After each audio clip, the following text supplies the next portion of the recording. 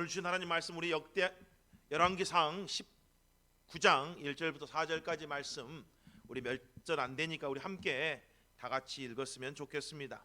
열왕기상 19장 1절부터 4절까지 말씀 다 같이 함께 읽도록 하겠습니다.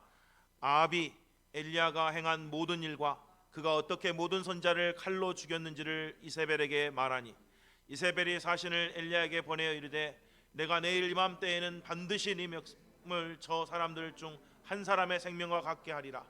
그렇게 하지 아니하면 신들이 내게 벌 위에 벌을 내림이 마땅하니라 한지라.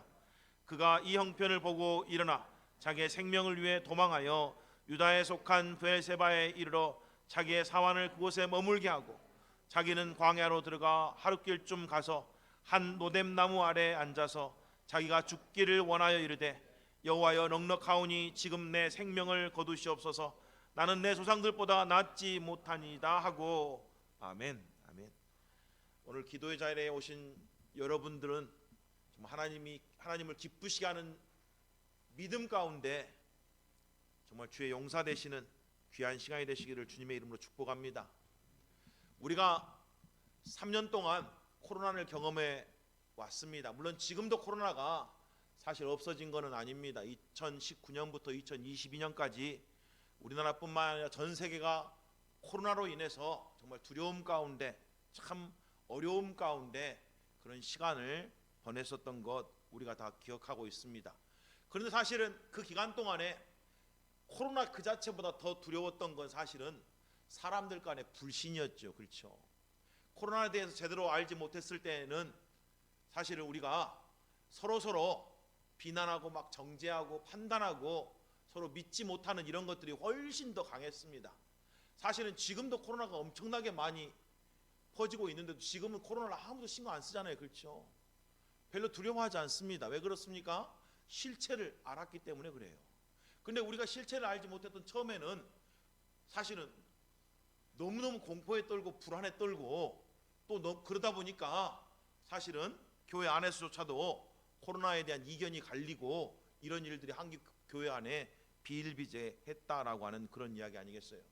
사실 코로나 때만 그런 건 아니었습니다. 2015년에 메르스라고 하는 여러분 바이러스 여러분 다 알고 계시죠? 그때도 한국 사회가 이 메르스 때문에 불안과 공포로 떨었던 적이 있었습니다.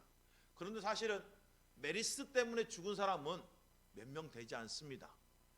도리어 메르스라고 하는 알 수 없는 이 바이러스에 대한 불안감, 공포 때문에 훨씬 많은 사람들이 더 피해를 많이 봤다라고 하는 그런 이야기 아니겠어요?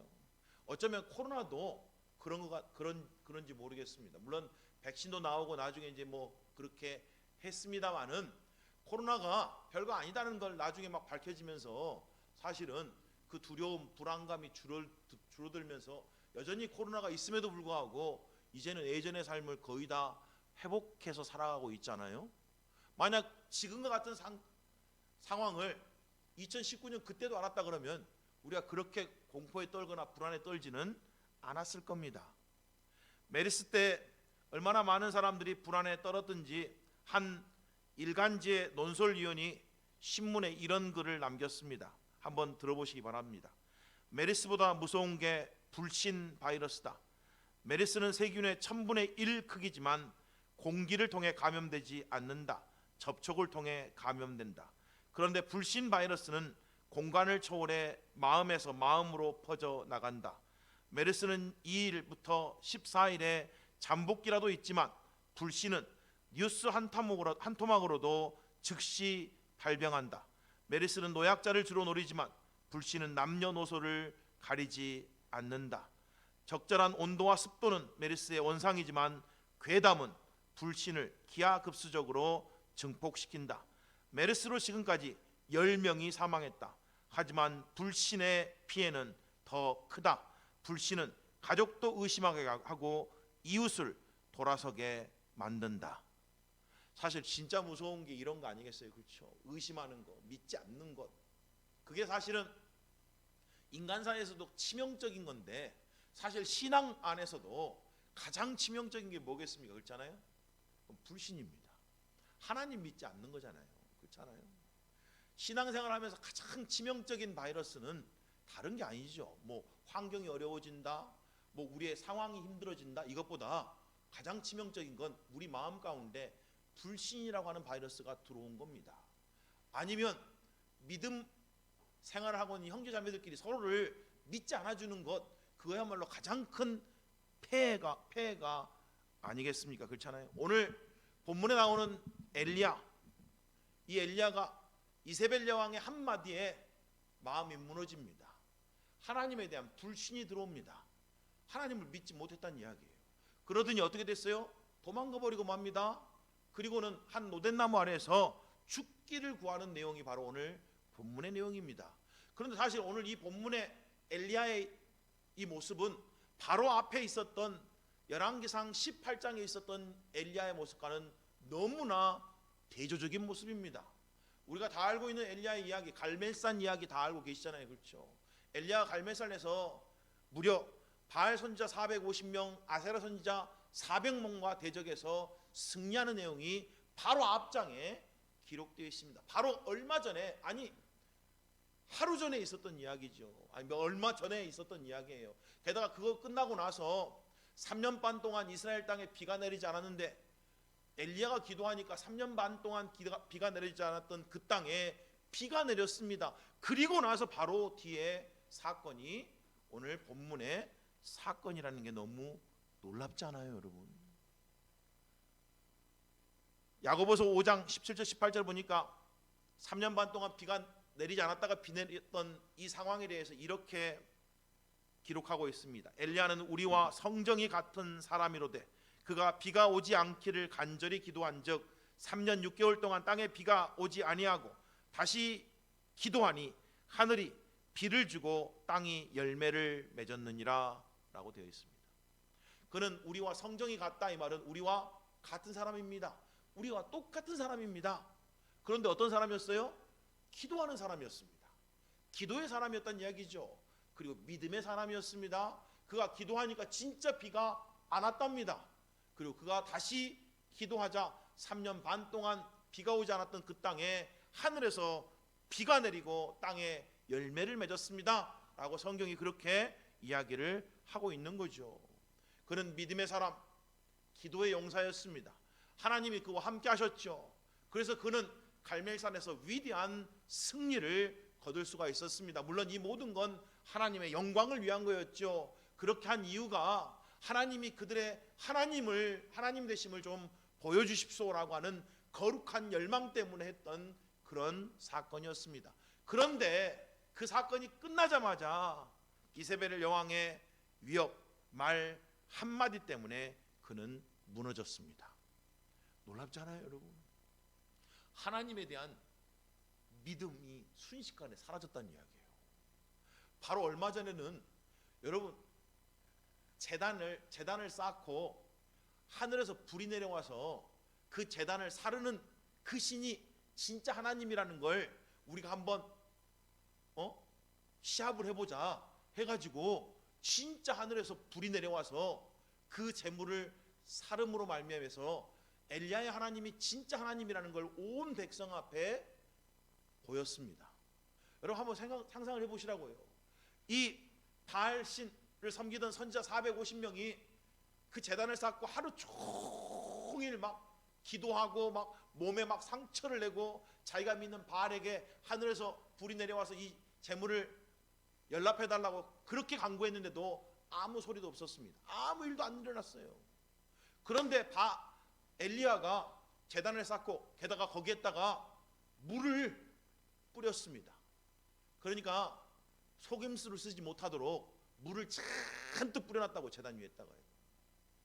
그리고 기도했더니 세상에 하늘에서 불이 내려와서 그 제단을, 그 재물을 연락하셨다. 이건 기적 중에 기적 아니에요, 여러분? 우리의 이성과 우리의 경험으로는 도무지 사실 이해가 안 되는 그런 일들이 일어났잖아요.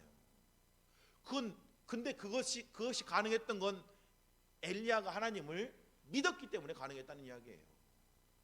그러니까 이렇게 850명의 이방 신을 섬기는 선지자와 싸울 수 있었던 거는 철저히 하나님 말씀을 믿었고 하나님이 함께 하실 것을 믿었고 하나님이 역사하실 걸 믿었기 때문에 가능했다는 이야기입니다. 그러지 않았으면 어떻게 850명의 이방 신을 섬기는 선지자와 대결할 수 있고, 게다가 그 자리에는 아합 왕, 이스라엘 왕 아합 왕이 함께 있었고 온 백성이 함께 있었잖아요.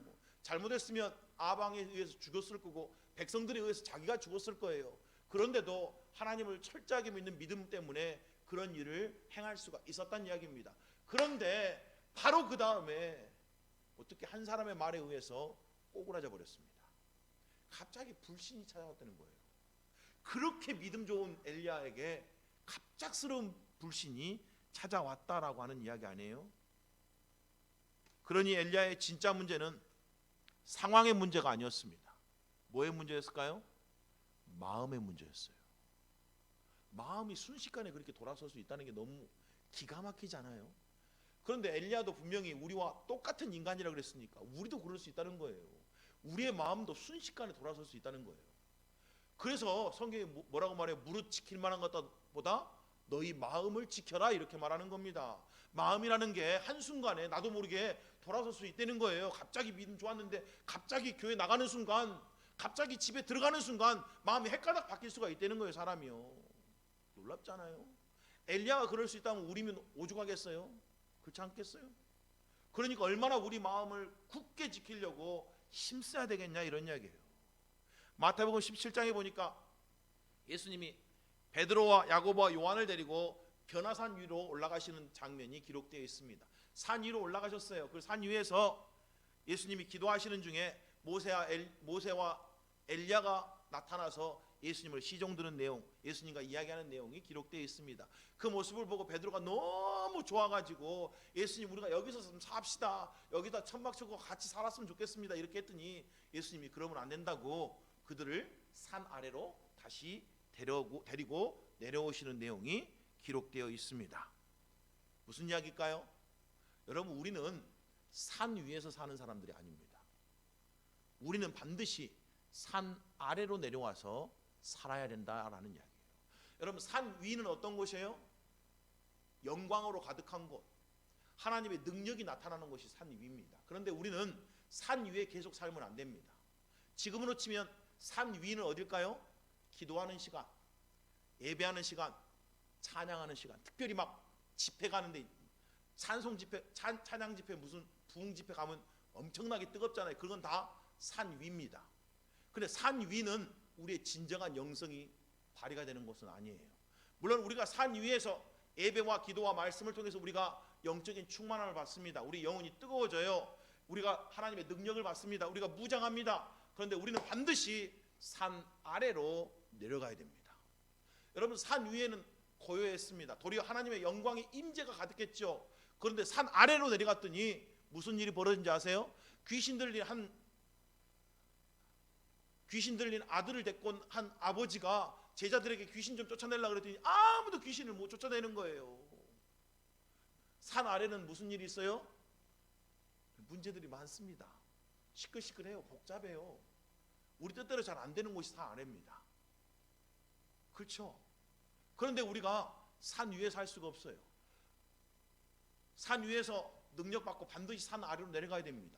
여기서 우리가 기도로 능력받고 반드시 우리는 일상으로 돌아가야 되죠. 가정으로 돌아가야 되고, 우리 직장으로 돌아가야 되고, 우리의 진짜 현실로 돌아가야 됩니다. 그리고 그곳에서 어떻게 살아야 돼요? 믿음으로 살아야 됩니다. 그게 진짜 신앙이라는 이야기예요. 산 위에서 사는 건 진짜 신앙이 아닙니다.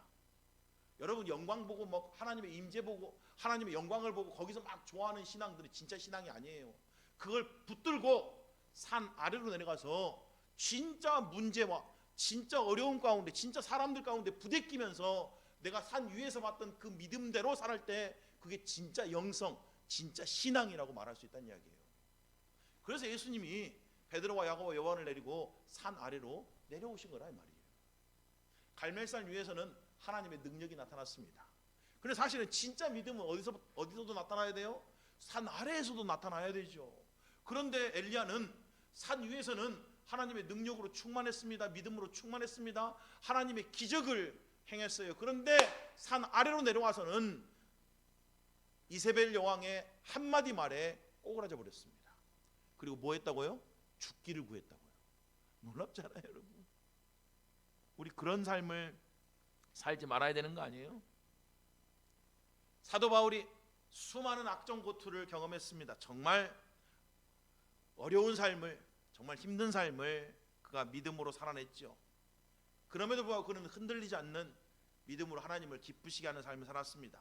나중에 그가 고린도전서 15장 58절에서 이렇게 성도들을 격려합니다. 그러므로 내 사랑하는 형제들아, 견실하며 흔들리지 말고 항상 주의 일에 더욱 힘쓰는 자들이 되라. 이는 너희 수고가 주 안에서 헛되지 않는 줄 알미다. 뭐라고 말해요? 견실하고 흔들리지 말라라고 말합니다. 자, 어떻게 하면 우리가 흔들리지 않는 믿음, 흔들리지 않는 신앙으로 주님을 기쁘시게 하는 삶을 살아낼 수 있을까요?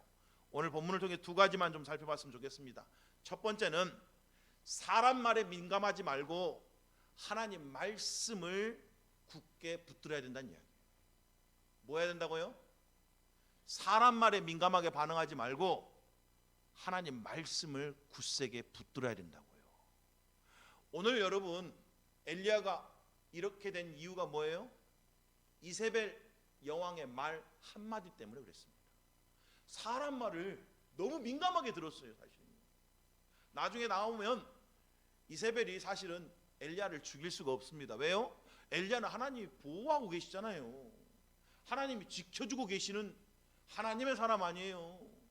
엘리야가 아무리 그런 말을 해도 절대 하나님이 허락하시지 않으면 어떤 해도 엘리야에게 임할 수가 없습니다.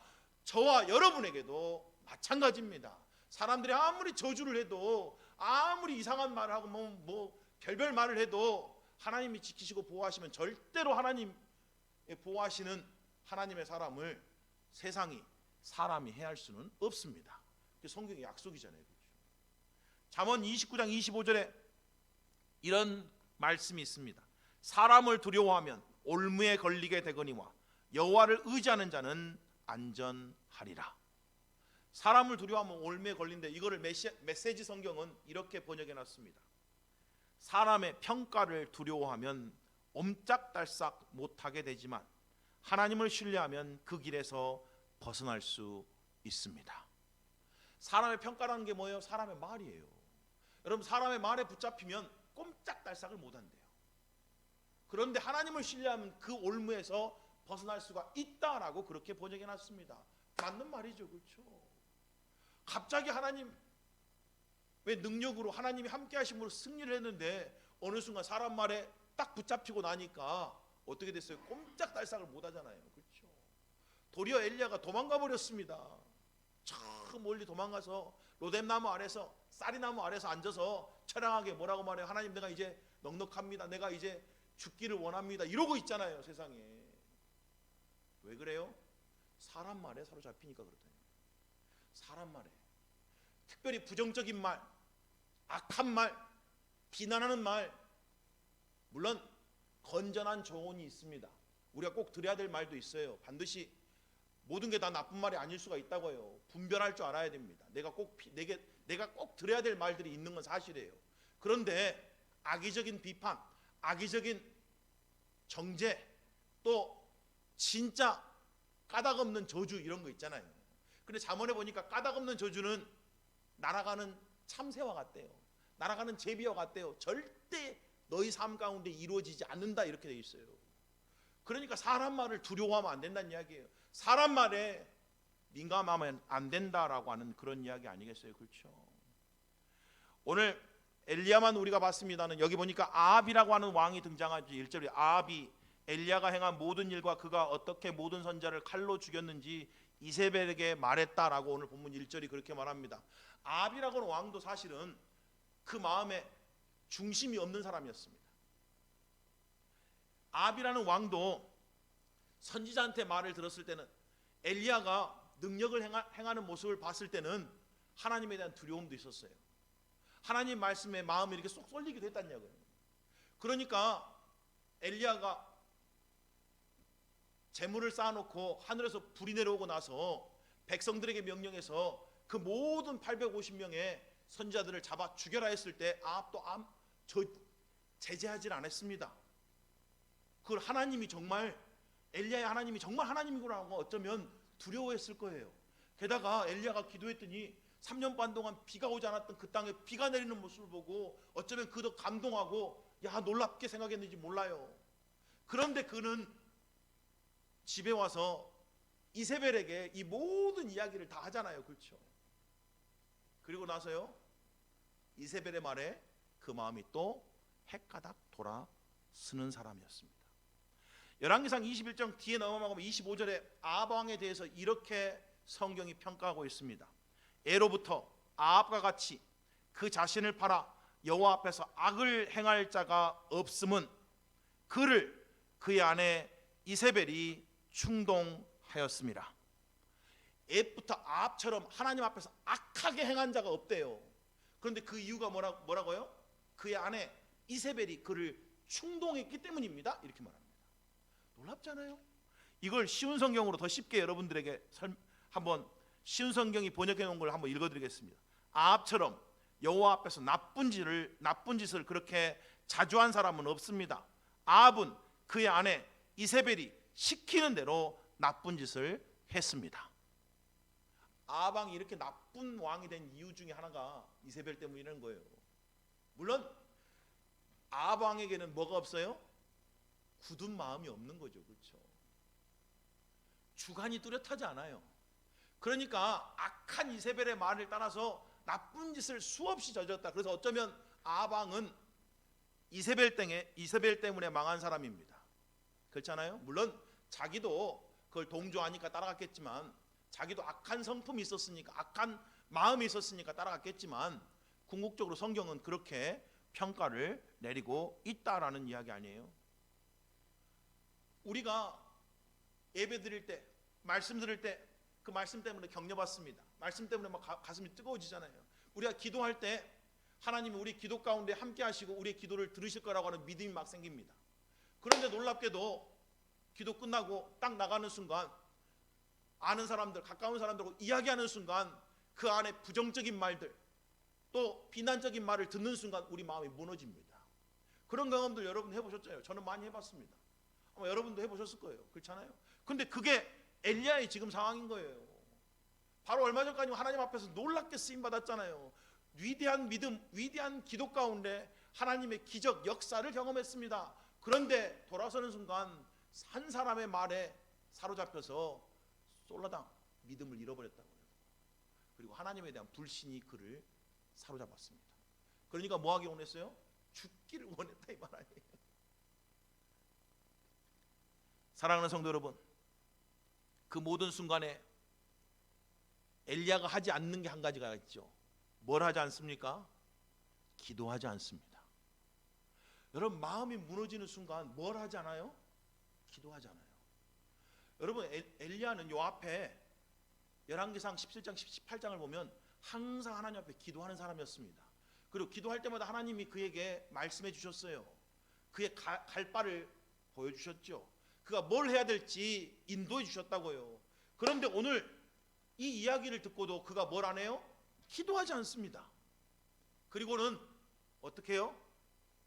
그 말을, 그 악한 말을, 그 부정적인 말을 도리어 뭐예요? 하나님 말씀보다 더 귀하게 여기는 거죠. 더 가치 있게 여기는 거예요. 그래서 그 말에 넘어졌다라고 말할 수가 있는 거 아니겠어요? 엘리야가 이 정도면 우리는 어느 정도겠어요? 그래서 사도 바울이 고린도전서 10장 12절에 선줄로 생각하는 자는 넘어질까 조심하라고 당부하고 있습니다. 자, 우리가 어떻게 하면 안 넘어질 수 있을까요? 물론 시편 1편에 보면 그 해답이 나오죠. 뭐죠? 복 있는 사람은 악인의 꾀를 따르지 않는다고 말합니다. 복 있는 사람은 악인의 꾀를 따르지 않고 뭐예요? 하나님 말씀을 주야로 묵상한다, 그렇게 말해요. 여기서 악인의 꾀가 뭐겠어요? 악인들이 하는 말들이에요. 사실은요, 세상이 전하는 말들, 부정적이고 악한 말들 있잖아요. 우리를 주저앉히는 말들, 안 된다고 말하는 것들, 역사하지 않을 거라고 말하는 것들, 이런 거 있잖아요. 근데 그런 말들이 배우자를 통해서도 올 수 있고, 친구를 통해서도 올 수 있고, 믿음의 형제 자매라고 하는 사람들을 통해서도 옵니다. 놀랍잖아요. 물론 악한 세상을 통해서도 오죠. 그럴 때 우리가 어떻게 해야 되냐 이거예요. 악인의 꾀를 쫓지 말고 하나님 말씀을 주야로 묵상해서 그 말씀을 굳게 붙드는 사람이 복 있는 사람이라. 그게 마음을 지키는 겁니다. 우리의 마음이 얼마나 연약한지를 늘 깨닫고 살아가는 저와 여러분이 됐으면 좋겠습니다. 우리가 생각하는 만큼 우리 마음이 그렇게 강하지 않아요, 여러분. 여러분 마음이 여러분이 생각하는 만큼 그렇게 강하지 않습니다. 우리의 마음이라는 게 너무 쉽게 상처받을 수 있는 마음이에요. 너무 쉽게 무너질 수 있는 마음이고 너무 쉽게 낙심할 수 있는 그런 마음입니다. 그러니까 오죽하면 마음 지키라고 그렇게 성경이 우리에게 권면하고 있는 거 아니겠어요? 여러분의 마음을 굳게 지키십시오. 무엇보다도 사람의 말에 너무 민감하게 반응하지 말고 늘상 하나님의 말씀을 묵상함으로써 특별히 하나님의 약속들, 하나님이 우리 가운데 하신 약속들 있잖아요. 내가 너와 함께한다, 내가 너를 결코 떠나지 않는다, 내가 너를 나의 의로운 오른손으로 붙들고 있다, 내가 너를 강하게 해줄게, 담대해라, 두려워하지 말라, 이런 말씀이 있잖아요. 이런 말씀에 여러분이 굳게 설 수 있기를 주님의 이름으로 축복합니다. 두 번째 원리는 뭐겠어요? 환경에 민감하기보다는 하나님을 변함없이 신뢰하는 삶을 살아야 됩니다. 환경에 너무 민감하면 안 됩니다. 오늘 여기 보니까 엘리야 선지자가 대단한 믿음의 사람이었습니다. 말씀드린 대로 우상을 섬기는 선지자들과 대결해서 승리한 그런 믿음의 사람이었죠. 이 앞에 보면 믿음의 기도를 통해 수많은 기적을 행했던 그런 사람이었습니다. 수렘 여인 아들을 기도 가운데 살리는 내용이 그 앞에도 나와요. 3년 반 동안 비가 오지 않는 동안에 엘리야가 사르밧 과부의 집에서 거했는데 그 과부의 아들이 죽게 됩니다. 그때 엘리야가 기도 가운데 그 과부의 아들을 살리는 그런 기적을 행합니다. 그가 엘리야라고 하는 사람은 기도의 사람이었고 그 기도를 통해서 하나님의 수많은 기적을 경험했던 놀라운 그런 사람이었다는 이야기예요. 그런데도 순식간에 꼬그라졌어요. 그런 사람도 꼬그라졌다고요. 왜 그래요? 3절에 이렇게 되어 있습니다. 그가 이 형편을 보고 일어나 도망하였다. 뭘 봤어요? 형편 봤어요. 형편. 그가 환경 봤다고요. 그 순간 꼬그라졌다는 거 아니에요. 주변 환경에 민감하면 민감할수록 쉽게 낙심하게 됩니다. 우리의 믿음이 쉽게 흔들리게 된다고요, 여러분. 영적으로 충만했던 엘리야도 환경을 보는 순간, 상황을 보는 순간 꼬그라졌다고 그랬더니 도망가 버렸다 그러잖아요, 여러분. 왜 그렇게 됐을까요? 왜 그렇게 돼요? 무엇보다도 환경에 민감한 사람들에게 나타나는 세 가지 부작용이 있답니다. 첫째는 환경을 너무 민감하게 살피는 사람들은 쉽게 지친대요. 환경 때문에 너무 쉽게 지친다는 거예요. 두 번째는요, 현실을 과도하게 과장해서 해석한답니다. 별거 아닌 일도 크게 해석한다고요. 그렇지 않으면 반대로 현실에서 도피해버린답니다. 또 마지막으로 최악은 뭐겠어요? 환경에 너무 민감한 사람은 오늘 엘리야처럼 어떤 사람이에요? 자기 연민에 빠집니다. 나밖에 없습니다. 뒤에 가보면 나와요. 하나님, 나 말고 누가 하나님을 믿는 사람이 있습니까? 나밖에 없잖아요. 물론 하나님이 7,000명을 숨겨놨다고 말씀하셨지만 뒤에 자기 연민에 빠지니까 나밖에 하나님을 섬긴 사람 없잖아요. 나밖에 하나님을 위해서 기도하는 사람 없고 나밖에 믿음으로 사는 사람 없잖아요. 이러면서 자기 연민에 빠져요. 그러니까 뭐 하는 거예요? 이제 넉넉합니다. 나 이제 죽기를 원합니다. 이렇게 자기 연민에 빠지니까 자포자기에 빠지는 거예요. 만사 귀찮다 이거죠. 이게 최악입니다. 여러분, 환경에 민감하면 어떻게 된다고요? 지치게 돼요. 환경에 민감하면 환경을 과도하게 포장해서 해석하기 시작합니다. 환경에 너무 민감하면 결국 그 환경에 사로잡혀서 자포자기를 한다고. 자기 연민에 빠진다는 거예요. 그래서 결국 4절에 있는 것처럼 광야로 들어가서 자기가 죽기를 원하여 이르되 여호와여 넉넉하오니 지금 내 생명을 거두시옵소서 나는 내 조상들보다 낫지 못하니이다 라고 그렇게 하나님 앞에 기도하는 거잖아요. 세상에 이런 말이 있습니다. 형편을 중요하게 여기는 사람은 반드시 형편 없는 사람이 된답니다. 놀랍지 않아요?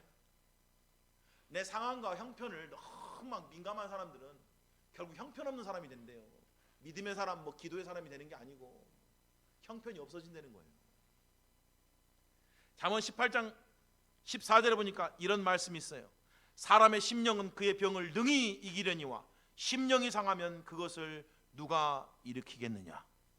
놀랍잖아요. 사람의 심령이 병도 이길 수 있대요.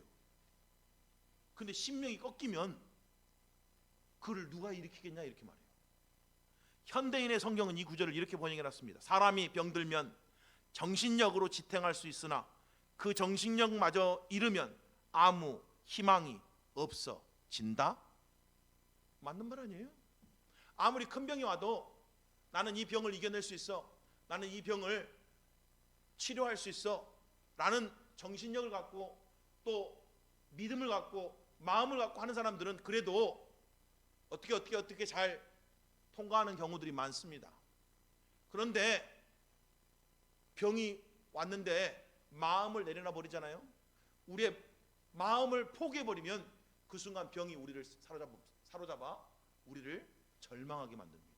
그리고 결국은 병에 지게 되는 결과를 가져오게 된다라고 하는 이야기죠.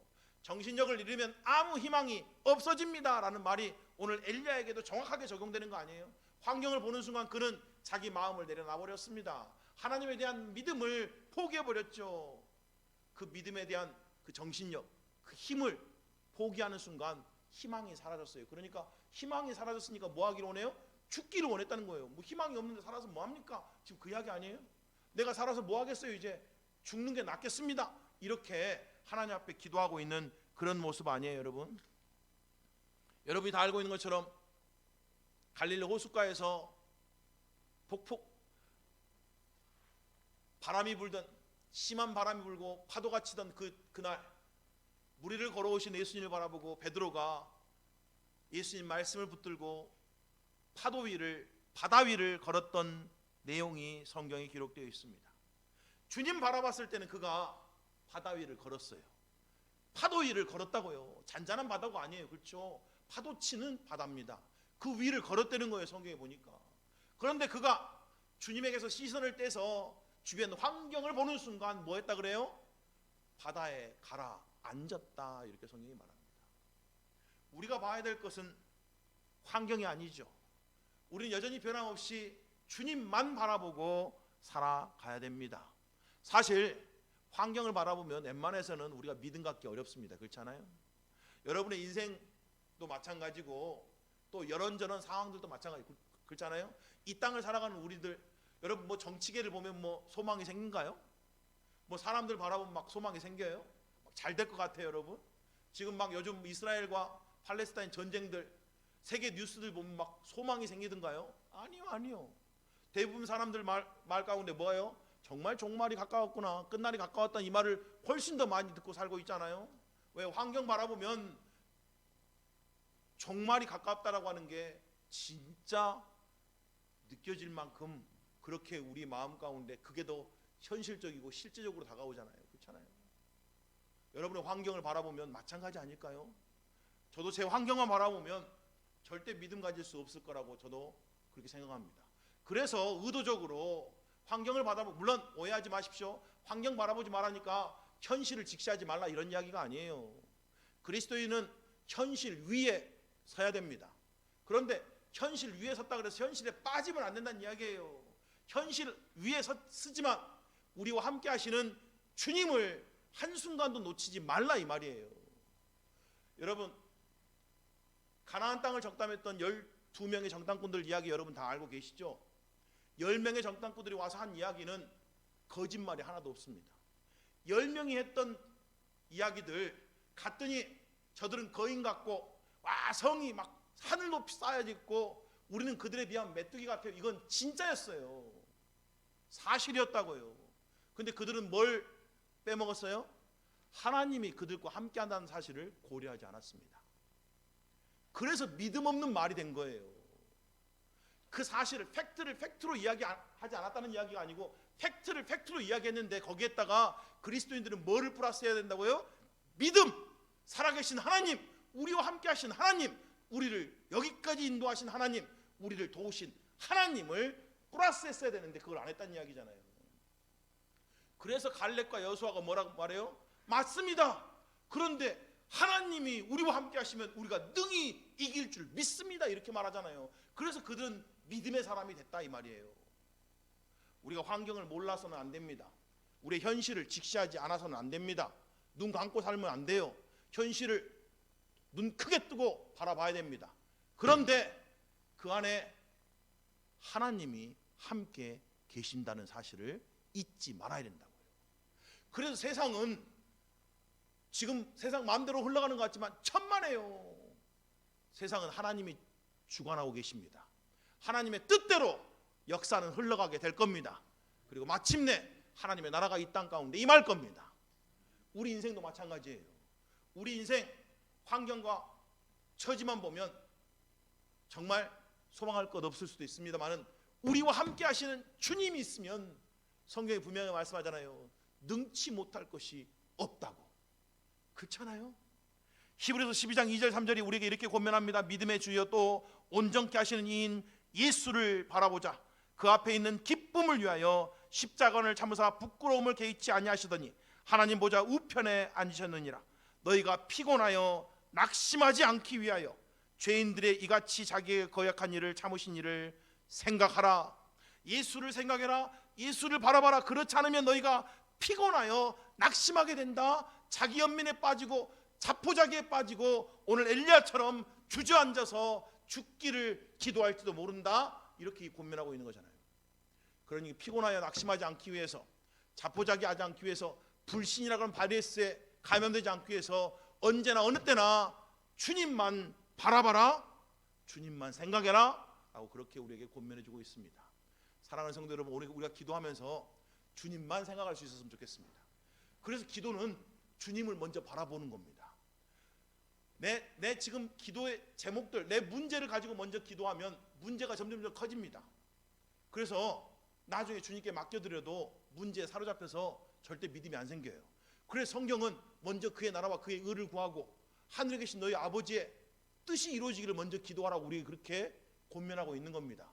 주님을 먼저 바라보고 주님을 먼저 생각하면서 기도하면 주님이 우리 마음 가운데 점점 커지면 우리가 갖고 있는 문제들이 작아진다 이 말이에요.